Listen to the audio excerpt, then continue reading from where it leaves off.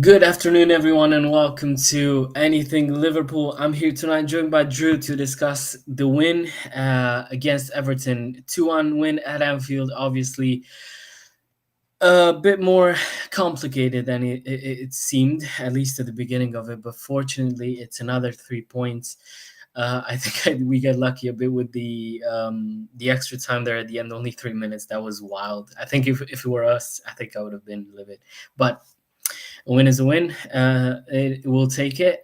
Drew, how are you doing this afternoon? It's still 6:30 in the morning for me, so still very much quite morning, but doing pretty good. I got a good night's sleep, and that first half was an excellent first half to get up for at 4:30 in the morning. Second half felt more like the tired morning that it was, but as you said, 3 points. That's all that matters in these games. You can never predict a derby or like take that for granted, a win in a derby. So just getting those 3 points were all that mattered at the end of the day. Happy days as long as we get the win. Craig, welcome to the stream. How are you doing? Good afternoon. Yeah, I'm all right now. yeah, I'm all right. Yeah, we started up. We came out of the traps really, really quick. Very impressed.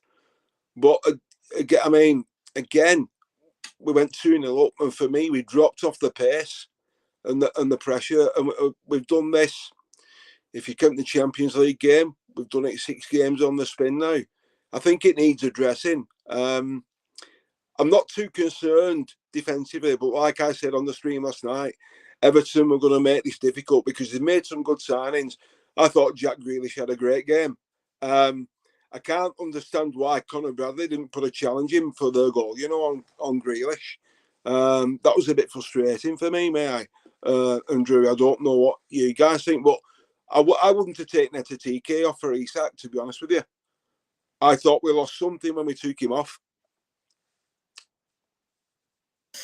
Yeah, we're gonna get into more of it, obviously. First of all, if you're new here, please like the video, subscribe to the channel. If you're over on Twitter, make sure to come over to YouTube and let us know your thoughts. Of course, in the comments, we'd love to have some of those. Let us know who is your man of the match, who thought performed well, who wasn't on their game, but we're gonna get into that ourselves a bit later. So, Drew, all in all, it's 3 points, 5-5, plus the win in Champions League is now 6 wins in a row. You could say still we've been maybe not convincing during the entirety of the 90 minutes today, but in the end we won. I don't think there's really too much denying that. Everton deserved more out of that. They didn't really create. I mean, they did have a lot of the ball in the second half, but in the end they didn't really create that much outside of the goal they scored. So 2-1, 3 points. How are we feeling? Feeling good. Yeah, the 3 points that are all that matter. I think the first half I was very excited to see. It was a bit of like last year's midfield, but played really well. And then to see Ekatike get on the score sheet, think there were question marks over, Isak and like what that meant for him. And scoring goals is the right answer for him. Like you need to keep that up, and it's really great to see that he had that confidence. He took that opportunity very clinically, and it was great to see. So there were a lot of more moments where I thought that the team clicked in the first half. Like the flow seemed really nice, and then just the conversion, like that's something we all hope for, is to see the players take chances when they get them, not like taking 2 or 3 or 4 chances to find one in the back of the net. So it was very clinical performance in the first half. The second half, I think Everton came up a lot, fighting a lot more, and we sat back, as Craig said, and it was great to see that we didn't concede 2 again. So I'll take that win, but still stuff to iron out. But at the end of the day, 3 points is all that matters. And then playing the first game of the weekend, we can just sit back and enjoy watching the rest of the games, and we'll see if any rivals drop points. Yeah, in the end, I think, at least me, when I saw that we were, they actually scored a goal, I thought, oh no, not again, please, not again. It looked like, we gave them a bit more control than we would have liked. Craig, I think they had a lot of the ball in the second half, and especially inside the first 15 minutes, I thought we were a bit static, and obviously they took advantage of it. They scored, and then we looked a bit shaky in the following minutes as well. Um, is this a thing that would worry you going forward? Because it seems like it keeps on happening, even though when you look at it, it doesn't necessarily seem like we were bad defensively. It was just that we lacked control in the field and we basically allowed them to put pressure on us. It doesn't concern me. It mirrors when we used to play on the clock, because of the intensity and the pace we play at for the first 45 minutes. And then the second half, we always seem to drop off and allow teams back into the game.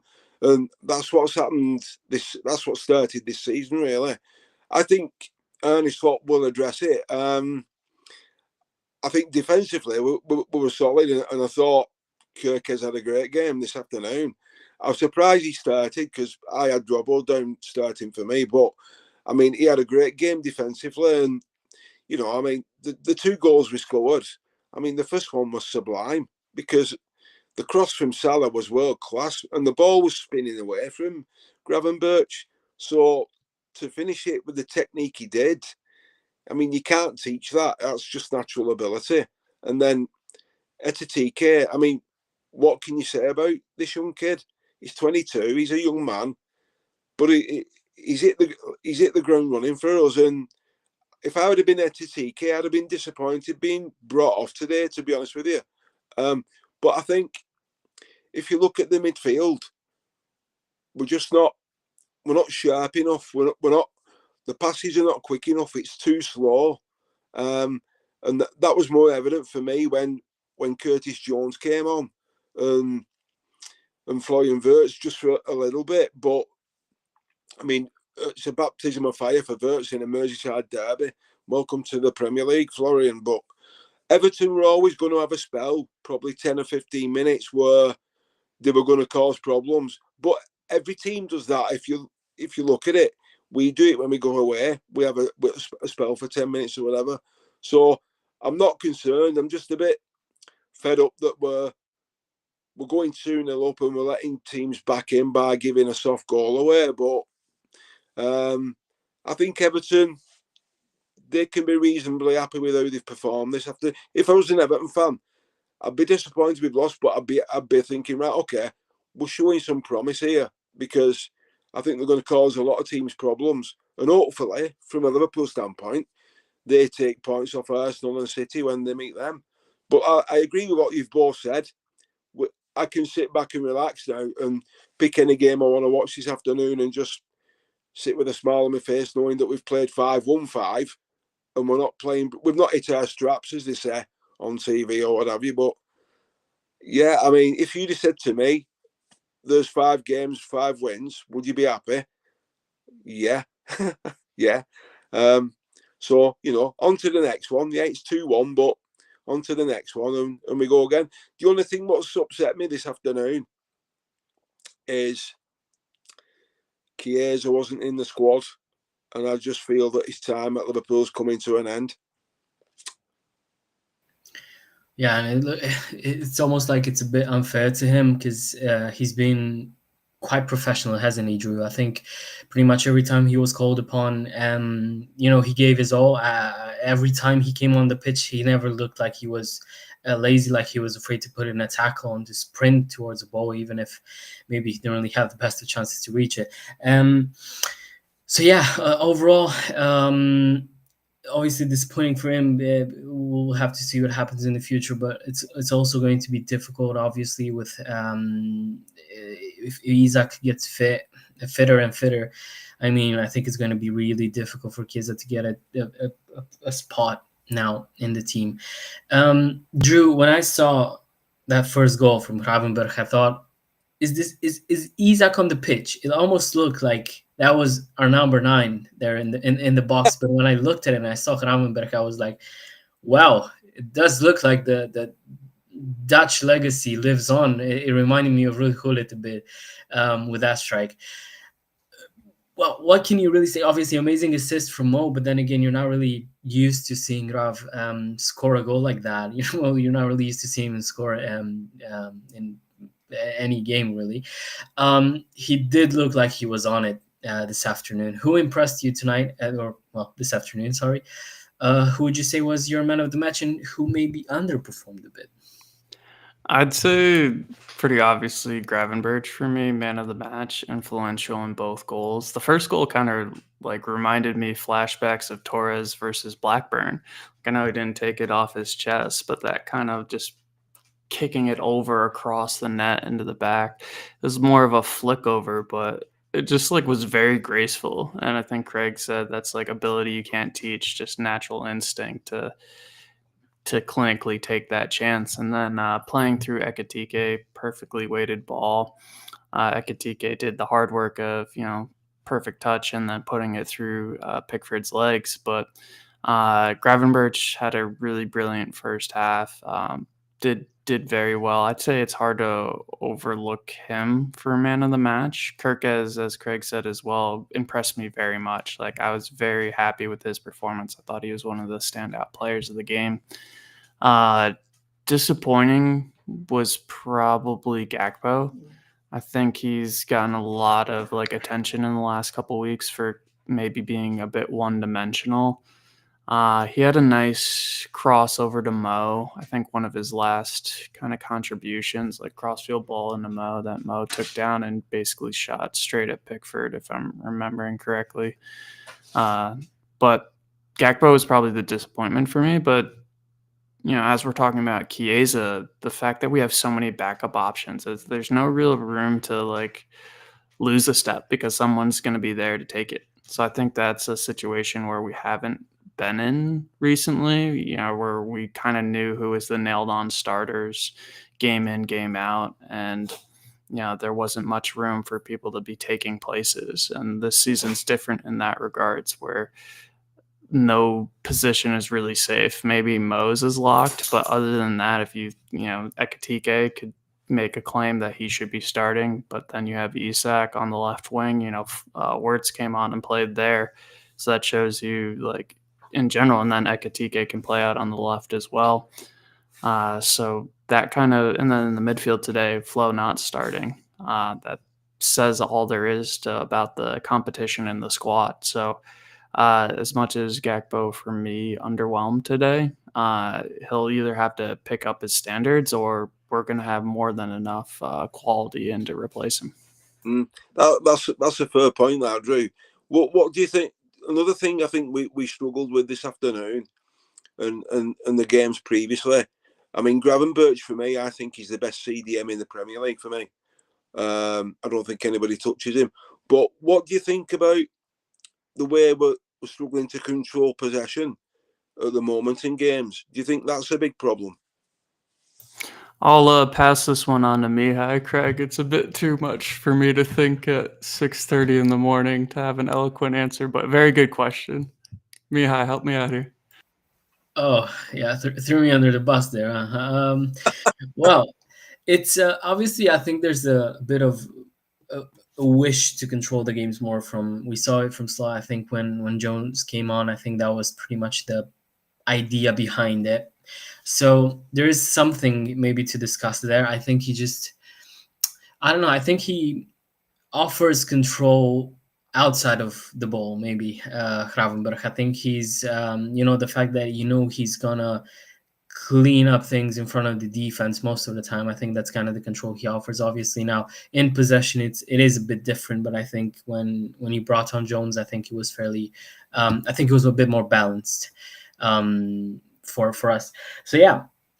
Craig, now that we get into a bit more of player talk, who impressed you tonight? I keep saying tonight. Sorry, it's a bit later for me. It's like almost 5 p.m. here. Still not tonight, but yeah. Who impressed you this afternoon? Who you thought had a good game, and who maybe was a bit under the radar? Well, I think for me, man of the match was obviously Gravenberch. It was just outstanding. I thought Konate and Virgil both played solid at the back again, along with Kirkes. and Conor Bradley didn't let us down tonight. I mean, it's real. I mean, if you was going to give the man of the match to an away player, you couldn't look any further than Jack Grealish. I thought he had a great game, and he was a big problem. But looking at overall, Gakpo a little bit disappointing, but other than that, I don't think Curtis gave us much. I was happy with Maka and Szoboszlai because I was surprised that Maka started, to be honest, because I didn't have him in my starting 11 last night.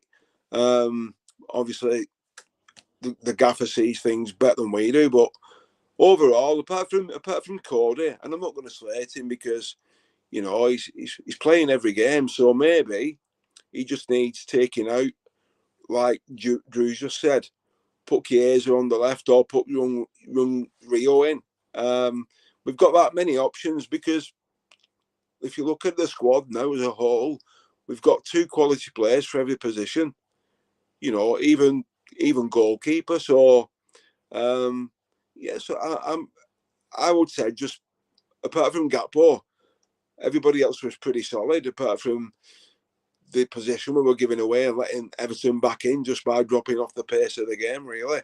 If we keep that tempo up and that pace, I think we'll be all right. But there's a lot of Liverpool fans not happy. I mean, obviously, our Norwegian friend, Harold, he messaged me, he was fuming when it went 2-1 because he said, we're going to throw another 2-goal lead away. He messaged me, so he wasn't an happy bunny.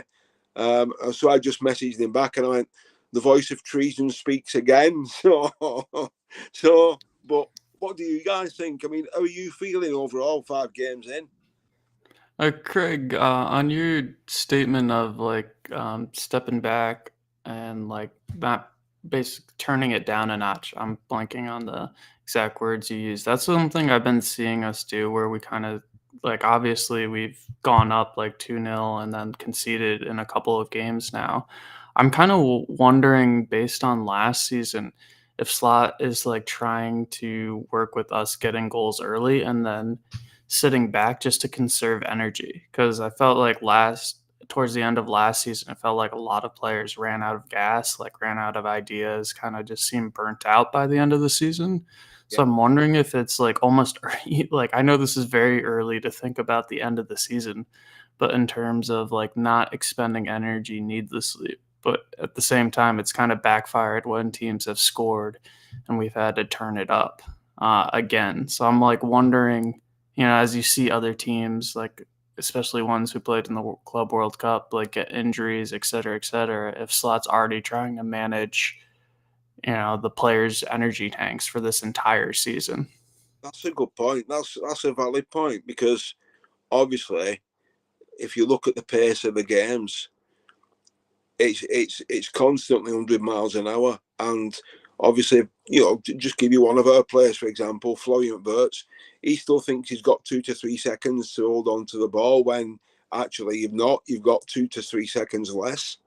So once he adjusts to that, I think you'll see the best of him.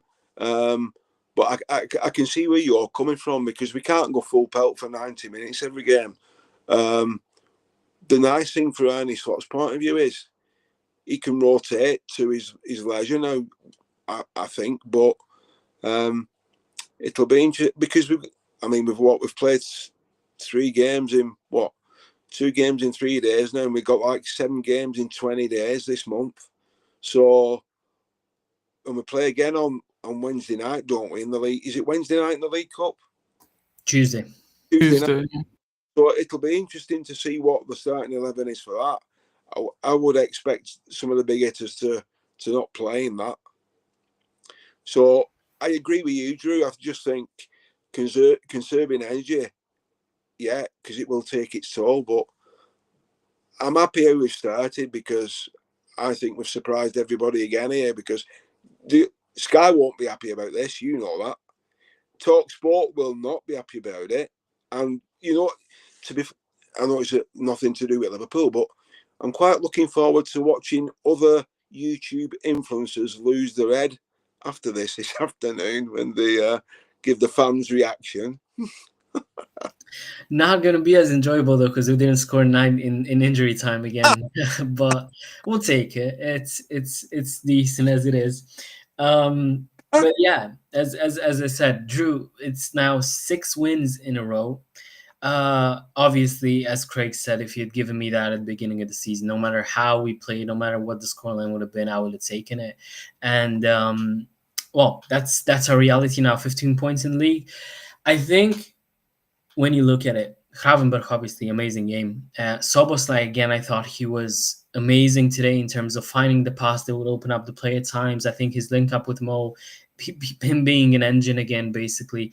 I think he was just unreal today as well. And I think, as you said in the first half, it did look like the team clicked a bit more.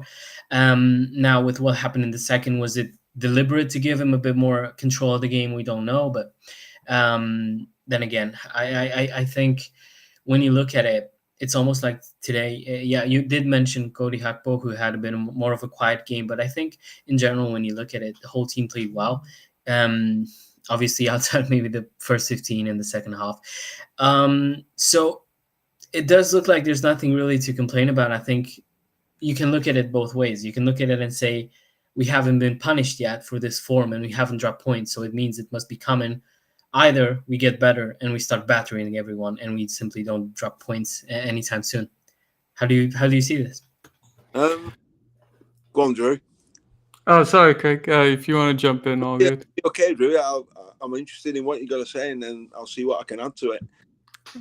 Yeah, I'm not concerned about like the manner and how it's gone. I know like a lot of pundits are being like, "Oh, they can't keep this up. They can't keep this up," and it's like, well, yeah, I don't think Arnie Slot, is going to be completely blindsided by that side of the analysis, and like we can't win every game in the last minute winners. Like it's not sustainable, but to get this far and still have all those wins on the boards, that's all that matters. As you're saying, like you can see signs of the team clicking a bit more, especially in the first half, but it's still early. Like we have so many new players in the squad. He's still experimenting on how to get the best of them.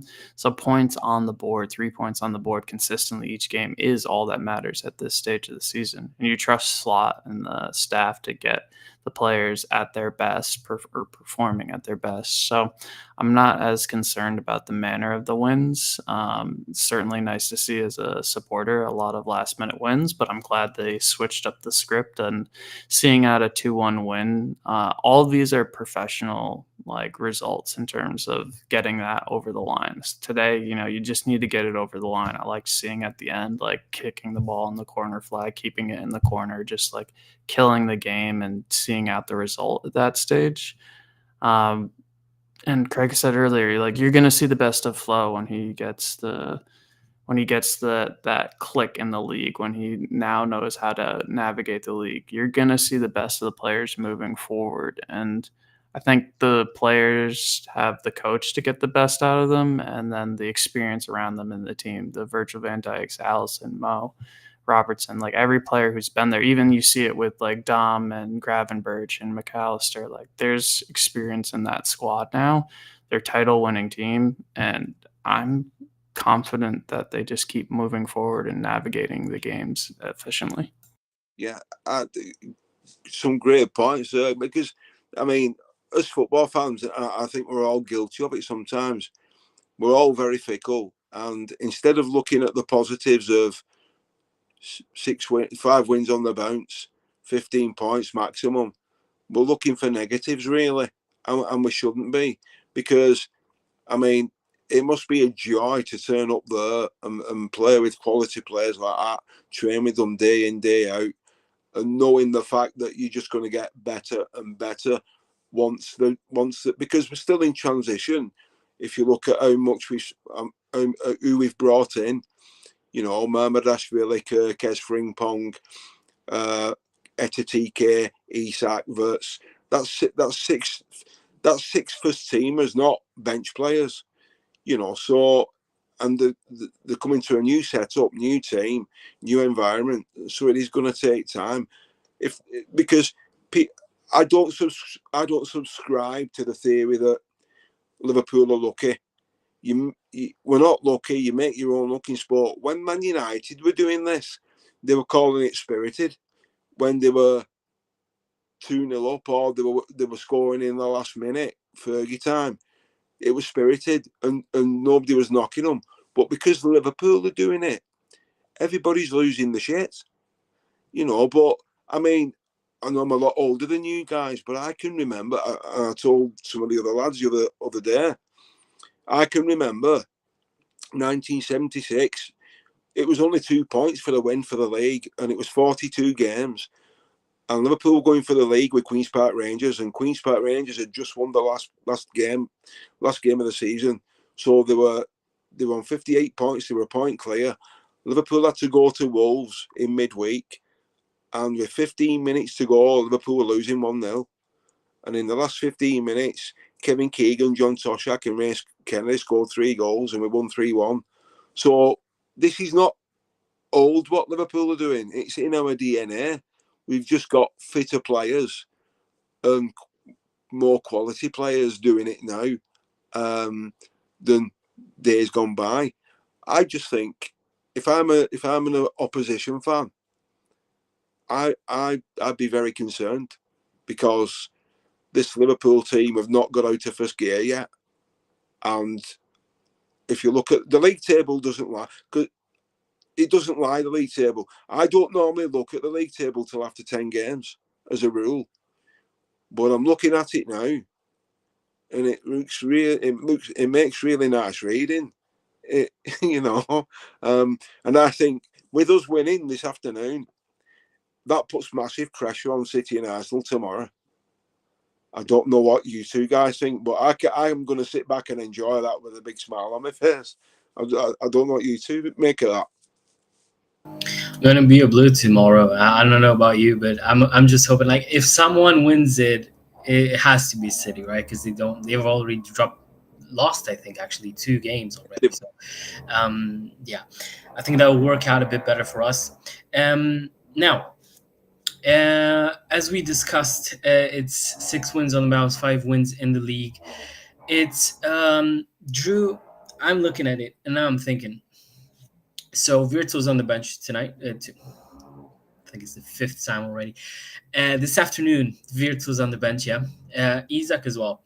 And now we're playing Southampton on Tuesday in the EFL Cup, and I'm thinking, do you give Wirtz more minutes, so you start him and you start Isaac both, so that you give both of them a few more minutes, maybe give them a bit more of a trust, because realistically you expect to put 3-4 past Southampton, even with whoever else is on the pitch, and even if not, you're giving them minutes, giving them a bit more confidence, especially for Wirtz, who kind of would benefit maybe from getting something, because he was really close against Atletico as well.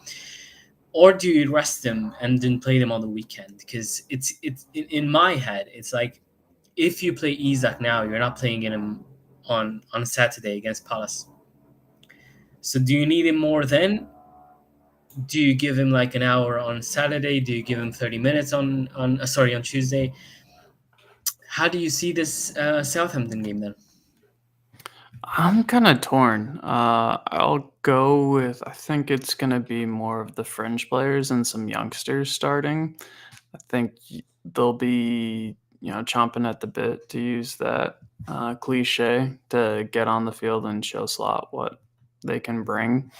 And then have like the likes of like Endo, Chiesa, kind of some more senior heads sprinkled in there as well for game time. I wouldn't want to start like Wirtz or Isak, just on the off chance, like, you don't want them to get injured. And like, God forbid, it's that, what's that? Who'd we play last year in the FA Cup? Was it Plymouth Argyle? And like, just, we had a lot of, quality players in that, and they just stunk it up. And like, I wouldn't want any more pressure to be added on that note. Like, that's thinking pretty negatively, but I couldn't imagine if like Wirtz started and had a stinker against Southampton, what that would do. Versus like throwing them on, like, if we want minutes in their legs for second half, 30 minutes when Southampton's tired, and have them absolutely blitz. That's the part of me that I'm leaning towards. I could see opposite where, you start Isak and Rhodes and then they score like 4 goals in the first half kind of thing, but I'd much rather see like a mix of players, and then I think Chiesa deserves a start. Um, and just see that kind of mix of youngsters and some of the fringe players, senior fringe players or squad players start the game. That's kind of where I'm setting. I don't know if you two agree with that though. That makes sense to me. I think I would give Isak a run out, but only probably the last half an hour, just to get more game time under his belt, just to make him feel more at ease and get his first touch right and his movement right and running between the lines. I'd like to see, I agree with Drew, I think Chiesa should start on the right hand side of midfield for me, where more would play. And I'd like to see young Giovanni Leone play at centre half, and Mamardashvili in goal. Let's see what they can bring, because God forbid if anything happened to Virgil or Ibu and Alisson, then I think we're going to be calling on them too. I'd like to see Joe Gomez get a game as well. I think Leone and Gomez at centre half would be a nice pairing to have a look at. And then I wouldn't play it to TK at all. I'd just rest him. Same with Slobo and Maka, because we should have enough depth to put a B team out and win that comfortable. If it went to penalties and we lost, I wouldn't be bothered really. I don't know if you saw the interview this morning with Arne Slot, with Ali McCoist, and he asked him, what do you prefer to win this year, the Premier League or the Champions League? And he gave his answer. Did you see it?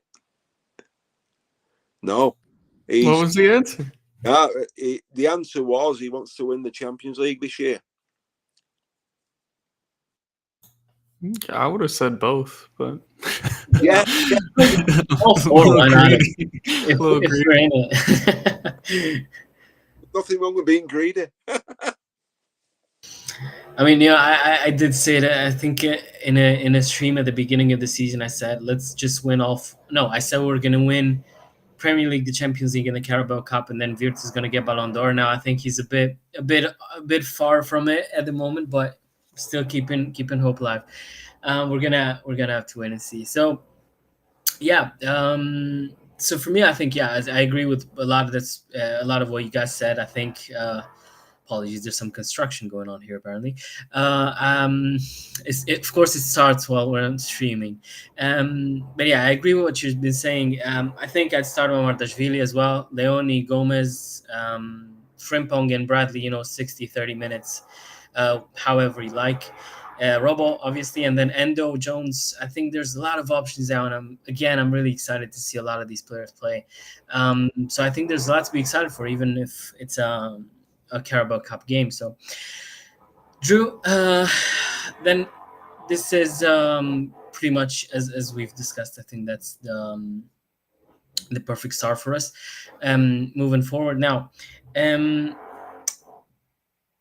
if Craig's mentioned it, why not? Let's start a conversation now about it. From what you've seen already, early days, right? 6-7 games in, if you count the Community Shield as well.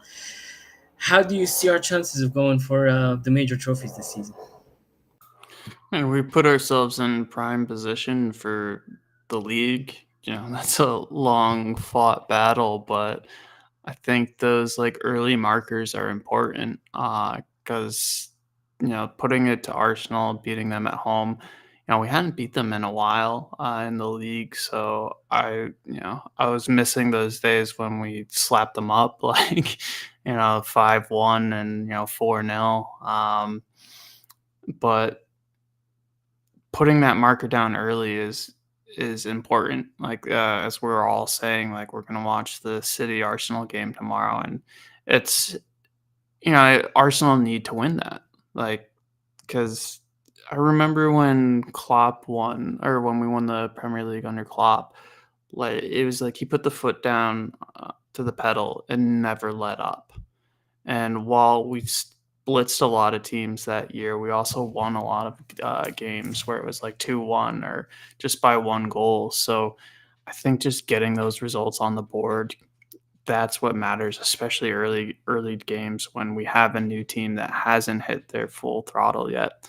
So we put ourselves in pole position in the league, and hopefully we just keep churning out the results. It doesn't matter how you get them at this stage of the season. I expect us to click as we get more towards October, November, hopefully. But yeah, Champions League, I'm not like, we have a great chance, obviously, but you don't know. Like, I know they've made some tweaks with the new format to reward those that finish higher, but you don't know the draw, like the luck of the draw, etc.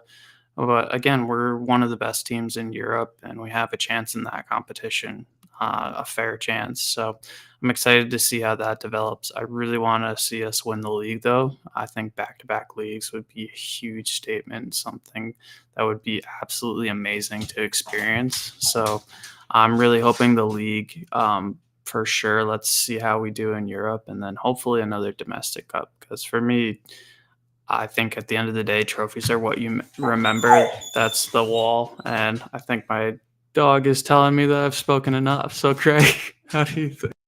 Yeah, I'll tell you. Yeah, my dog's the same. She barks when she wants the attention. I think you've made some good points there, both of you. I think with the league, I mean, it's 40 years since we went back to back. So I was in my 20s then. So that'd be really nice because we're obviously where I live. There's a lot of Mancunians around where I live, and it would just be nice to rub it in their faces.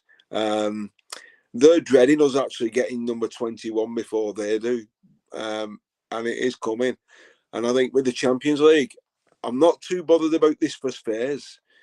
After last year, where we finished top and we ended up drawing PSG, so that that was just a absolute farce. But I think we've got the squad to win both. And I would like us, to win the FA Cup as well, so we've done the treble as Man United call it. So that's something else they can't say anymore. I just think we've got the squad, we've got the talent, and with who else we're looking to bring in next year, I think Liverpool are planning for probably the next 5 or 6 years. I think it's looking pretty daunting for everybody else, because we've just got so much quality and the firepower. It's frightening. I mean, they say Mo Salah's dropped off. He's already got 3 goals and 2 assists.